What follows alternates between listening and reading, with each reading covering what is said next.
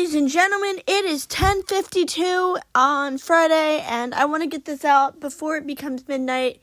I realized I forgot to release the episode earlier today, so welcome back to the Sentai Laine. And we learned something very interesting on Kamen Rider Gav today.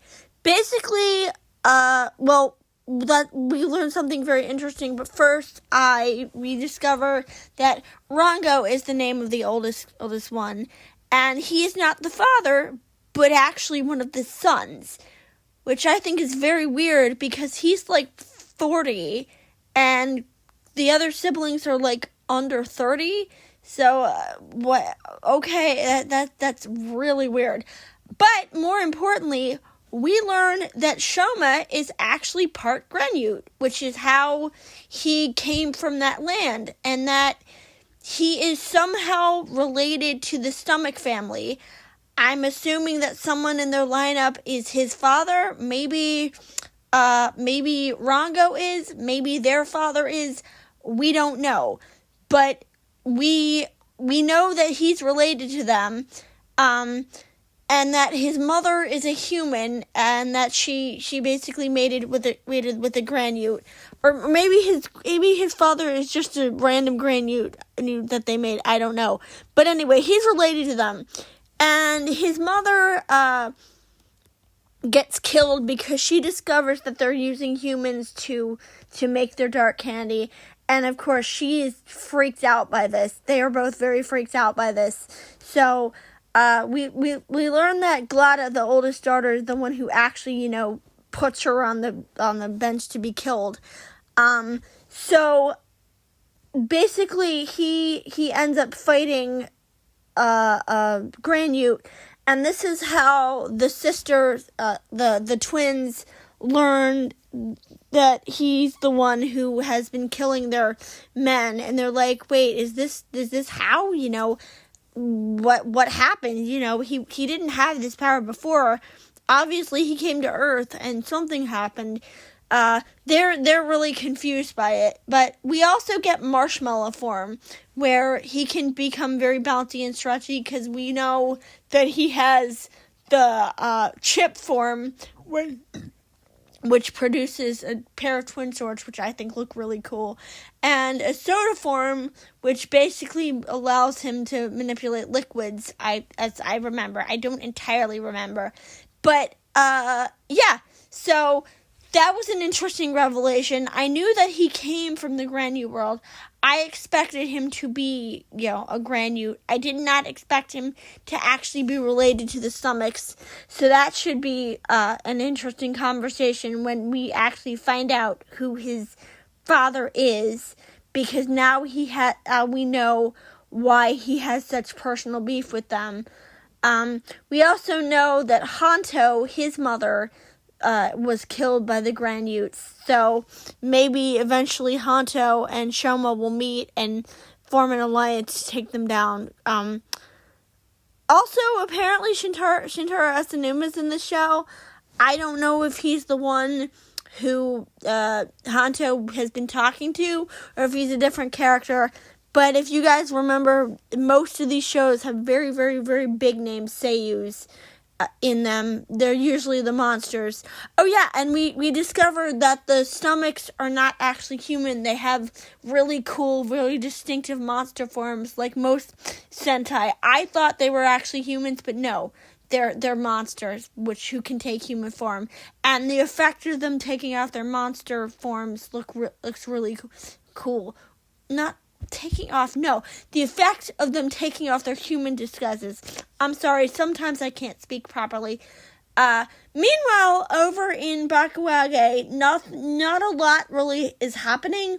The Sun Eaters are concerned about Madarax, because if you remember, they're mostly loyal to him. He's the one they've been with the longest, so they're trying to get him back to normal, because this race has taken control of him by wiping his memories.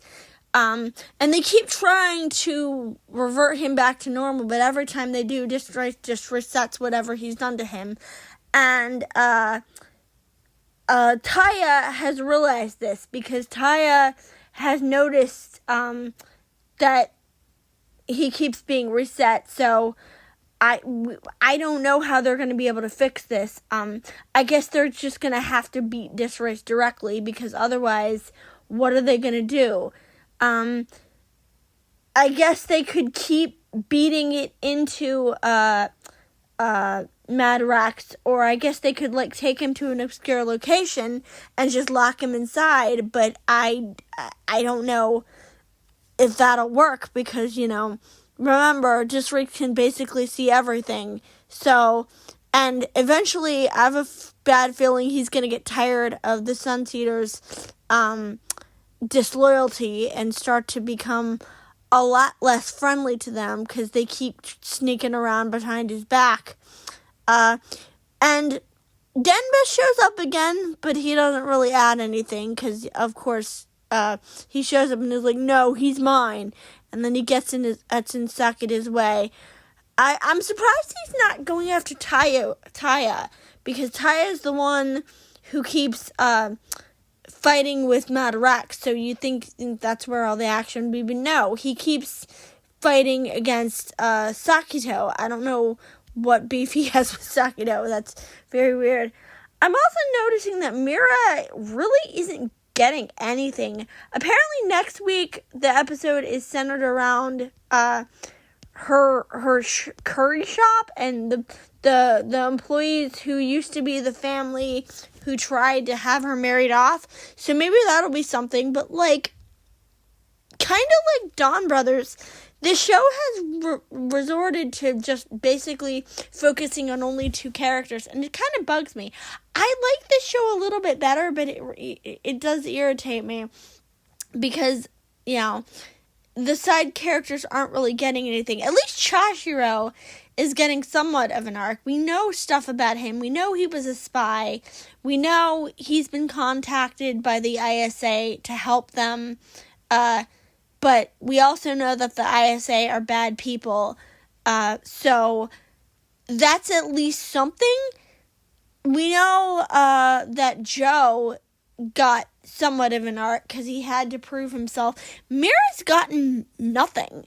Like, she's gotten no character arc. She's got no character moments whatsoever. She's just kind of there, and it's weird.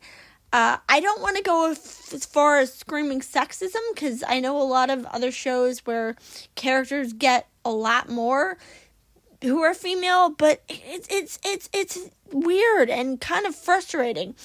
Hopefully they fix this coming up. I also kind of find it weird that they keep introducing these new lines and these new robot accessories that they're not using. Like, someone got, I think it was Genba got a dolphin, or maybe it was somebody got a tiger, somebody got a dog, but then they stopped doing that.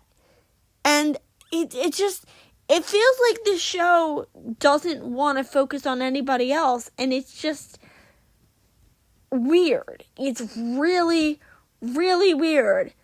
I mean, of course I'm having fun with short-term work. Well, obviously. Obviously I'm having fun with him. But, other than that, it's good. It's better than Dawn Brothers. I don't think that's much of a stretch. But I just wish they'd branch out a little bit. Also, the ending theme song is still stuck in my head. And now, I don't know if I pointed this out yet, but they've basically taken Sakudo out of the bubble, but they're doing the same thing they did with what's his face from Dawn Brothers, and he's just kind of on top of the screen. It looks so stupid and awkward, and I'm just like, can you not refilm it? Can you not add him? I actually think that's entirely it. I think that they already filmed the dance number, and they didn't want to film it again. Basically, so they're just kind of sticking him wherever. But no, actually, because they're adding scenes to the rest of it, I don't know.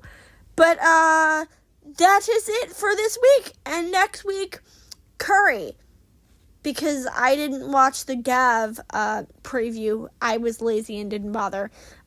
So I only know the one for Boom Boogers, which is Curry.